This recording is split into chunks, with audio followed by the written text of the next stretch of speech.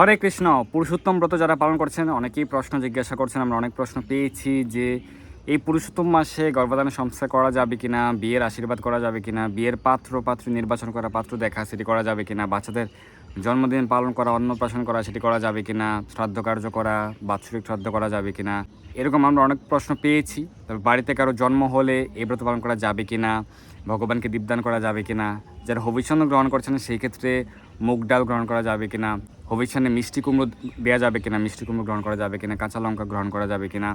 আমরা প্রশ্ন পেয়েছি যারা একবেলা হবিষ্যান্ন গ্রহণ করছেন তারা একাদশীর পালন কীভাবে করবেন, যারা শুধুমাত্র ফল গ্রহণ করছেন এই ব্রত পালন তারা একাদশী পালন কীভাবে করবেন, যারা একবেলা হবিষ্যান্ন বা ফল গ্রহণ করছেন রাতে কি গ্রহণ করতে পারবেন, রাতে কিছু গ্রহণ করতে পারবেন কিনা, লিচু গ্রহণ করা যাবে কিনা, কাঁঠাল গ্রহণ করা যাবে কিনা, ডাবের জল গ্রহণ করা যাবে কিনা, তালের শ্বাস গ্রহণ করা যাবে কিনা, অনেক তালের শ্বাস পাওয়া যাচ্ছে বর্তমান সময়ে আমরা প্রশ্ন পেয়েছি। সর্ষের তেল গ্রহণ করা যাবে কিনা, সর্ষের তেল দিয়ে আরতি করা যাবে কিনা, তিলের তেল দিয়ে আরতি করা যাবে কিনা, দীপদান করা যাবে কিনা আমরা প্রশ্ন পেয়েছি। নতুন বাড়ির কাজ শুরু করা যাবে কিনা এই মাসে, বিয়ের কেনাকাটা করা যাবে কিনা এই মাসে, আমরা অনেক সুন্দর সুন্দর প্রশ্ন পেয়েছি। মন্দির পরিক্রমা করার কথা বলা হয়েছে 33 বার মন্দির পরিক্রমা, তো সেক্ষেত্রে কী মন্ত্র উচ্চারণ করতে হবে, মন্ত্র কি, মন্দির পরিক্রমা করার কি মন্ত্র রয়েছে, বালক সেবা, বালক ভোজন করানো, ব্রাহ্মণ সেবা, ব্রাহ্মণ ভোজন করানো সেটি করা যাবে কিনা, ব্রাহ্মণ ভোজন, ব্রাহ্মণ সেবা, বালক সেবা, দান করা যাবে কিনা, কচু শাক খাওয়া যাবে কিনা, হবিষ্যান্নের ক্ষেত্রে লেখা রয়েছে গম গ্রহণ করা যায়, তাহলে কি গমের রুটি গ্রহণ করা যাবে, এই ধরনের অনেক প্রশ্ন আমরা পেয়েছি। আমরা সেই প্রশ্নের উত্তরগুলো নিয়ে আলোচনা করছি।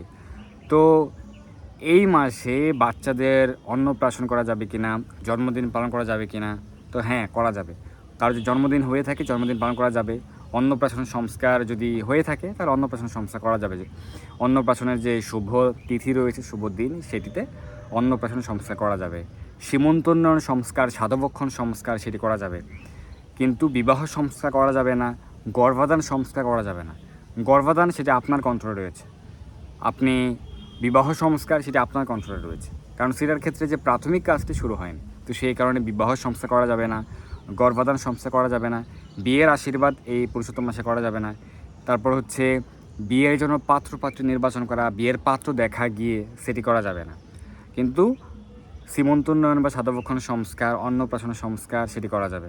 কারো জন্মদিন পালন করা যাবে, কারো শ্রাদ্ধ হয়েছে, শ্রাদ্ধ পড়ছে, শ্রাদ্ধ করা যাবে, বাৎসরিক শ্রাদ্ধ পড়ছে, বাৎসরিক শ্রাদ্ধ করা যাবে।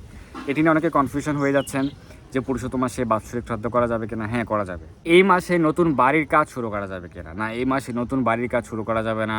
নতুন কোনো ব্যবসা শুরু করা, নতুন কোনো গাড়ি ক্রয় করা, জমি রেজিস্ট্রি করা, জমি ক্রয় করা সেটি এই মাসে করা যাবে না। বাড়িতে কারো জন্ম হলে তাহলে দীপদান করা যাবে কিনা, পুরুষোত্তম ব্রত কঠোরভাবে পালন করা যাবে কিনা, হ্যাঁ যাবে।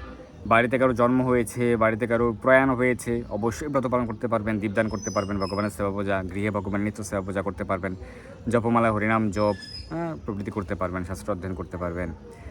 যারা হবিষ্যান্ন গ্রহণ করছেন সেক্ষেত্রে হবিষ্যান্নের ক্ষেত্রে অনুমোদিত দ্রব্যের মধ্যে গম লেখা রয়েছে, তারা কি গমের রুটি গ্রহণ করতে পারবে না। যারা হবিষ্যান্ন গ্রহণ করছেন তারা এক সেদ্ধ গ্রহণ করছেন, তো গম সেদ্ধ গ্রহণ করতে পারবেন, গম সেদ্ধ, বাদাম সেদ্ধ, কিন্তু গমের রুটি গ্রহণ করতে পারবেন না। কিন্তু যারা হবিষ্যান্ন গ্রহণ না করে স্বাভাবিক কৃষ্ণপ্রসাদ, অন্নপ্রসাদ গ্রহণ করে এই পুরুষোত্তম ব্রত পালন করছেন, সেই ক্ষেত্রে আপনারা গমের রুটি গ্রহণ করতে পারবেন। তালের শ্বাস পাওয়া যাচ্ছে খুব, তো তালের শ্বাস গ্রহণ করা যাবে কিনা, ডাবের জল, লিচু, আম, কাঁঠাল, হ্যাঁ গ্রহণ করা যাবে। তালের শ্বাস, আম, কাঁঠাল, লিচু, নারিকেল, ডাবের জল গ্রহণ করা যাবে। অষ্টমীতে নারিকেল গ্রহণ করা হয় না, অষ্টমী তিথিতে, এছাড়া অন্যান্য সময় ক্ষেত্রে নারিকেল গ্রহণ করা যাবে, তালের শ্বাস, ডাবের জল গ্রহণ করা যাবে। সরিষা, সর্ষের তেল খাওয়া যাবে কিনা, না এই মাসে সরিষা, সর্ষের তেল বর্জন রয়েছে। এই মাসে মূলা, গাজর, শিম, বরবটি, বেগুন বর্জন রয়েছে, সকল প্রকার আমিষ দ্রব্য বর্জন রয়েছে, সেগুলি বর্জন করবেন। যারা একবেলা অভিষেক গ্রহণ করছেন বা ফল গ্রহণ করছেন তারা সন্ধ্যার পর কি ফল গ্রহণ করতে পারবেন কিনা, হ্যাঁ সন্ধ্যার পর আপনি ফল, জল গ্রহণ করতে পারবেন। কেউ যদি মনে করেন যে শরীর খুব দুর্বল লাগছে, সন্ধ্যার পর দুধ গ্রহণ করতে পারলে ভালো হতো, তাহলে আপনি দুধ গ্রহণ করতে পারবেন আপনার শারীরিক অবস্থা অনুযায়ী। যারা একবেলা অভিষেক গ্রহণ করছেন শুধু বিকেলে, তারা একাদশী পালন কীভাবে করবেন।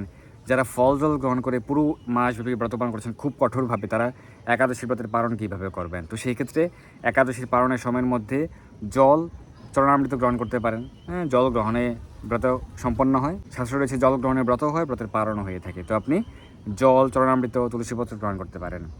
একবেলা হবিষ্যান্ন গ্রহণ করলে সেভাবে আপনি ব্রতের পালন করতে পারেন। কেউ যদি মনে করেন না আমি কয়েকদিন হবিষ্যান্ন গ্রহণ করব সকালে, সেটি করা যাবে। আর যারা দুবেলা হবিষ্যান্ন গ্রহণ করে ব্রত পালন করছেন তারা সকালেও একাদশী ব্রতের পালনের সময়, একাদশী ব্রতের পরদিন পালনের সময়ের মধ্যে হবিষ্যান্ন গ্রহণ করবেন, পরে বিকেলে হবিষ্যান্ন গ্রহণ করবেন। মন্দির পরিক্রমা করার কি মন্ত্র রয়েছে, তো মন্দির পরিক্রমা খুব মাহাত্ম্যপূর্ণ, আমরা সাধারণত 4 বার করে থাকি। বেশি করা যাবে, কোনো সমস্যা নেই, যত বেশি সম্ভব করতে পারবেন। এই মাসে 33 বার মন্দির পরিক্রমা করার চেষ্টা করছেন অনেক ভক্তরা, তো সেক্ষেত্রে মন্দির পরিক্রমা করার কী মন্ত্র রয়েছে?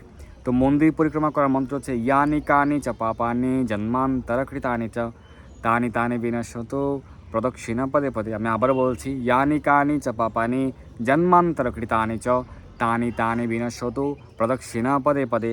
প্রতি পদে পদে আমরা যত স্টেপ অগ্রসর হব, প্রতি পদে পদে জন্ম জন্মান্তরে সকল পাপরাশি দূরীভূত হবে। কচু শাক খাওয়া যাবে কিনা? কচু শাক বর্জন করতে পারলে ভালো, বিশেষ করে যারা হবিষ্যন্ন গ্রহণ করছেন তারা বর্জন করতে পারেন। তিলের তেল দিয়ে প্রদীপ ভগবানকে দীপদান করা যাবে কিনা? হ্যাঁ, ভগবানকে দীপদানের ক্ষেত্রে ঘি সম্ভব না হলে আপনি তিলের তেল ব্যবহার করতে পারেন বা অন্যান্য তেল ব্যবহার করতে পারেন। এই মাসে বালক সেবা ব্রাহ্মণ সেবা করা যাবে কিনা? অর্থাৎ বালকদেরকে ভোজন করানো, ব্রাহ্মণ ভোজন করানো, দান করা, হ্যাঁ অবশ্যই করা যাবে, এটা অনেক বেশি মাহাত্ম্যপূর্ণ। বালক সেবা, ব্রাহ্মণ সেবা, দান করা, শুদ্ধ ব্রাহ্মণ বৈষ্ণবকে দান করা, মন্দির দান করা, এটি অনেক বেশি মাহাত্ম্যপূর্ণ, করতে পারবেন। মিষ্টি কুমড়ো মুগ ডাল গ্রহণ করা যাবে কিনা? যারা হবিষ্যন্ন গ্রহণ করছেন, মুগ ডাল দেওয়া যাবে কিনা, মিষ্টি কুমড়ো দেওয়া যাবে কিনা? হ্যাঁ, দেওয়া যাবে। মিষ্টি কুমড়ো মুগ ডাল হবিষ্যন্নের ক্ষেত্রে গ্রহণ করা যাবে, কোনো সমস্যা নেই। তো নিশ্চয়ই আপনারা সঠিকভাবে পালন করছেন, চেষ্টা করছেন এই পুরুষোত্তম মাস, পুরুষোত্তম ব্রত পালন করার জন্য। সকলের জয় হোক। তো আমরা এই ব্রত পালন বিষয়ে অনেকগুলো প্রশ্ন পেয়েছিলাম, আপনাদের কোনো জিজ্ঞাসা থাকলে আমাদেরকে জানাতে পারেন। আপনারা বেশি বেশি হরিনাম জপ করুন, প্রাতঃস্নান করতে পারেন, মঙ্গলারতি করতে পারেন, গঙ্গা যমুনা পবিত্র নদীতে স্নান করতে পারেন, যাদের পক্ষে সম্ভব না হলে বাড়িতেই 3 বার গঙ্গা গঙ্গা গঙ্গা উচ্চারণ করে, সম্ভব না হলে বাড়িতেই 3 বার গঙ্গা গঙ্গা গঙ্গা উচ্চারণ করে স্নান করতে পারেন। বেশি বেশি শাস্ত্র অধ্যয়ন করুন, শ্রীমদ্ ভগবদ্ গীতা, শ্রীমদ্ ভাগবত, লীলা প্রশংসা কৃষ্ণ গ্রন্থ প্রভৃতি গ্রন্থ অধ্যয়ন করুন, শাস্ত্র অধ্যয়ন করুন, ভগবানকে দীপদান করুন। প্রতিদিন সন্ধ্যায় পরিবারের সকলে মিলে ভগবানের উদ্দেশ্যে দীপদান করুন, প্রদীপ দিয়ে ভগবানকে আরতি করুন। ভগবানের চরণে 4 বার, নাভিদেশে 2 বার, মুখমণ্ডলে 3 বার, সর্বাঙ্গে 7 বার ঘুরিয়ে ভগবানকে আরতি করবেন এবং ভগবানের চরণ কমলে তুলসীপত্র পুষ্প অর্পণ করবেন। পরিবারের সকল মিলে সকালে ভগবানের চরণ কমলে তুলসীপত্র পুষ্প অর্পণ করবেন, খুব মাহাত্ম্যপূর্ণ। যাদের বাড়িতে অনেক বেশি তুলসী বৃক্ষ রয়েছে, আপনার 33টি তুলসীপত্র, 33 জোড়া তুলসীপত্র আপনার সামর্থ্য অনুযায়ী করতে পারেন, যতটুকু রয়েছে। অনেকে 33টি ফুল ভগবানকে অর্পণ করতে চেষ্টা করেন, সেটা অনেক বেশি উত্তম। তো এই মাসে 33 বার ভগবানকে প্রণাম করা, আরতি করা, 33 বার প্রদক্ষিণ করা, 33টি ফুল ফল ভগবানকে নিবেদন করা অনেক বেশি মাহাত্ম্যপূর্ণ। যাদের পক্ষে সম্ভব, যতটুকু আপনার পক্ষে সম্ভব, আপনি চেষ্টা করুন এই পুরুষোত্তম মাসে ভগবানের সন্তুষ্টি বিধানের জন্য কার্য করার মাধ্যমে আমরা এই মাসের বিশেষ যে সুযোগ ভগবান প্রদান করেছেন, লক্ষগুণ ফল, কার্তিক মাসের থেকেও সহস্রগুণ ফল আমরা সেটি লাভ করতে পারি। মূলত আমরা ভগবানের কৃপা লাভ করতে পারি।